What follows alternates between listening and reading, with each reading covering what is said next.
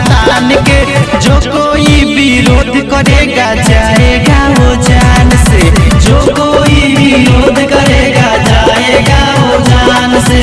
जो कोई विरोध करेगा जाएगा वो जान से।